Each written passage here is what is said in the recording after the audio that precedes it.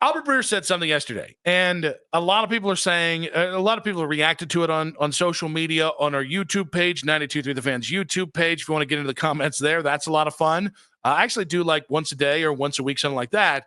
And it was all about the perception of Shedeur Sanders. I think, this is going to go to the best quarterback. I think you owe it to the players in that locker room to do it that way. And, I have such a hard time, seeing a team that's in the spot the Browns are in, throwing the season overboard in the name of quarterback development, especially when that quarterback's a 5th-round pick. And I'd ask you, why aren't you saying the same thing about Dylan Gabriel? You know what I mean? Like, he was drafted higher. So, I think people have this perception that just isn't the reality of who Shedeur is yet. Now maybe he could become something more in 3, 4, 5 years, but I don't think what the perception of Shedeur was in February or March is going to weigh much on this at all, because I don't think it's the reality of how the NFL saw it. So what I think is interesting about this is Albert talking about the perception of Shedeur Sanders, because he certainly, and we're going to play another clip here in a minute, he certainly is speaking to what I would say is an evolving, or I would say new version of why Shedeur shouldn't start in Cleveland.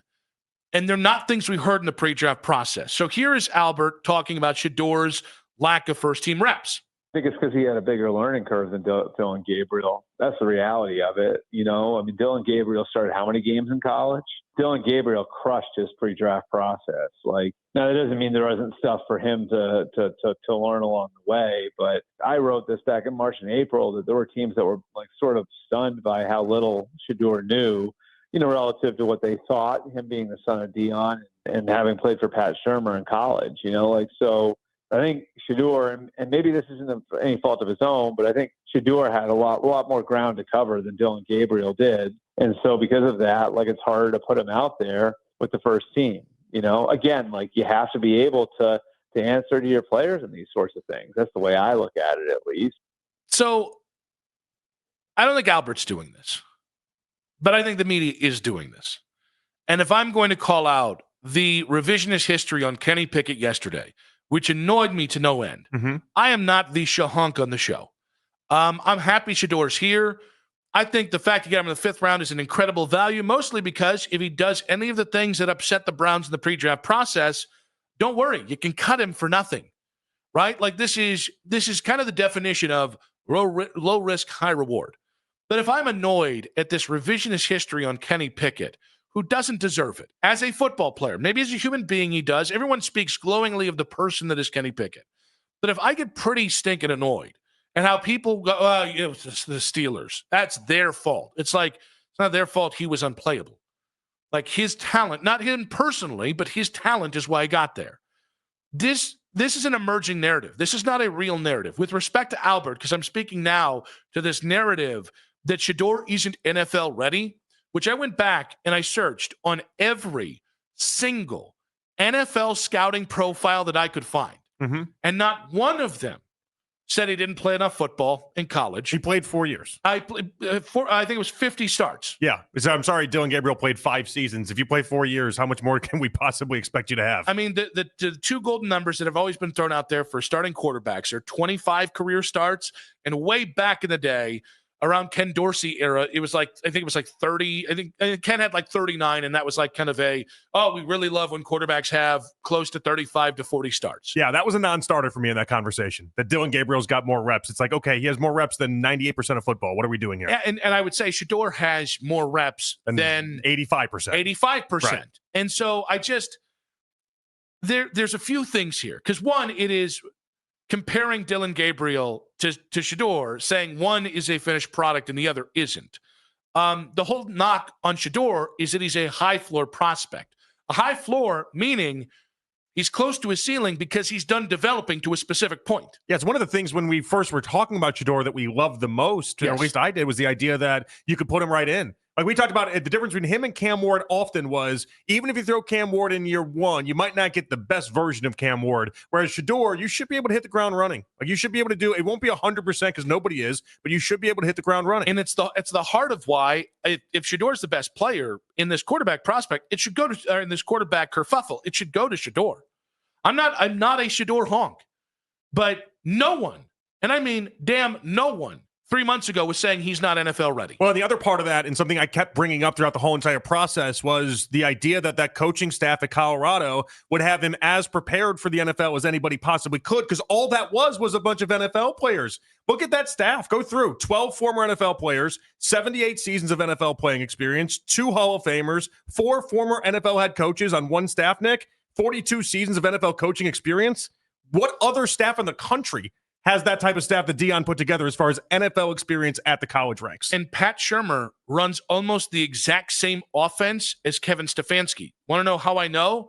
Because where did Kevin Stefanski learn the offense from that he coaches? In Minnesota. In Minnesota. Do you know who his offensive coordinator was? Exactly. It was Pat Shurmur. Exactly. So I'm not saying they ran the same offense in Minnesota that they ran last year at Colorado. I understand that there are differences, and you have to distill things to a certain point. And you have to fit talent to your team. But, like, I'm going to be 100% honest where this narrative is coming from, because it's not Albert Breer. And it's not coming from the NFL intelligentsia who are now coming to this idea that he's not NFL ready, when 3 months ago, again, 6 weeks ago, no one was saying he wasn't NFL ready. My biggest gripe was, I don't think he has a high enough ceiling. And I can be wrong in that, by the way. But my whole reason why I wouldn't take him at 2, but I might take him at 33, was this guy's ceiling isn't high enough. But the floor is there. You know who he is. You know what he can do. And so even if you think he's Brock Purdy or you think he's Kirk Cousins, there's some range in the quarterback that his worst quarterback might be a great backup, or the average of him might be a really good average starting NFL quarterback. But I'm going to tell you where this is coming from. It's coming from the Browns. I'm basing this off of what I have heard from people who have been told by the Browns where they feel Dillon Gabriel is and where they feel Shedeur is. All right. And so they told anyone who would listen that covers that team, well, look here. And they gave people examples of what Shedeur needs to work on. And it wasn't the pre-draft stuff. It was just like football stuff, which is fine, by the way. Every player comes to the NFL with things they have to work on. It was pre-snap reads. It was this, that, and the other. But I think it's part of this continued attempt to stifle the hype, because there are a lot of fans out there, and this organization spends incredible amounts of time trying to control narratives. Yeah, way too much time. And I think part of it is in an effort to keep Shedeur humble, which, once again, is not your job. The second you brought him in, it is to bring him along. It is to make sure he's doing the things he needs to. That it's not your job to humble a kid. And so the reason, if they're telling this to the local beat, oh, look what he's got to do better. He's got to do better. He's got to do this better. He's got to do this better. Things that were not said in the pre-draft process. If they're doing that here, I'm going to assume they're doing that externally. But this narrative that Shedeur is not NFL ready is new. This is made up. I don't want to say it's made up, but it's not what the narrative was coming out. That is moving the goalpost. Well, so, whether you agree with it, don't agree with it, whether you like Shedeur, don't like Shedeur. And again, I'm Switzerland. I'm Switzerland. Okay? I want him to succeed because he's on the Browns. I didn't think he was a first-round quarterback. I think he's an interesting guy. I think it's cool, the social media following he has. I've given in on that. There's a lot of things that I like about him, and there's some things I could take or leave on him. But this push of, guys, it's all in service of, we're trying to humble Shedeur. We're trying to build his path to the job to some Herculean effort. And it is in service of tamping down narratives and tamping down excitement. And it is the antithetical, and I mean antithetical, it's the opposition to winning. Oh, you think it's to tamp down excitement? When I say excitement, I mean hype. It is so Shedeur might not hear the hype. It is so Shedeur fans simmer down on their expectations. It's so Browns fans simmer down on their expectations. And again, it can be all three of these things. It can be specifically one of them. But you know what it is most of all? It's moving the goalposts. And that is where it gets unfair. In a different way, the Kenny Pickett stuff's unfair because you're expecting him to suddenly become something he's not. Well, Kenny Pickett's already had his chance. The difference here is Shedeur hasn't had his chance. But he's a scrub-ass quarterback. And until otherwise, that's who he is. Right. He's got to beat those charges. Like, you're trying to move the goalpost of, well, now it's not that he just needs to be better than in the pre-draft process and he pissed a bunch of people off.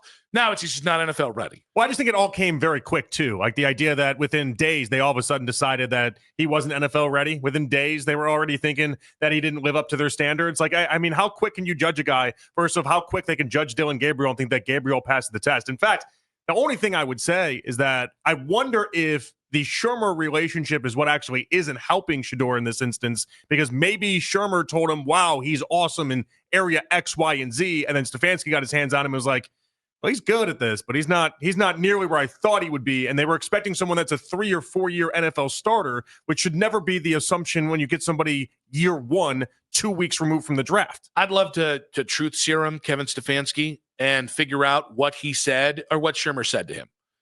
Because there's no way with what I think is Kevin's perception of Shedeur from the pre-draft process, there's no way Shermer said all positive things. All the things we've heard Shermer say publicly or Colorado say publicly about him, there's no way that they were that glowing to the Browns behind the scenes, because Kevin is absolutely working from behind on trusting, evaluating, and believing Shedeur Sanders can be a starting NFL quarterback in the NFL.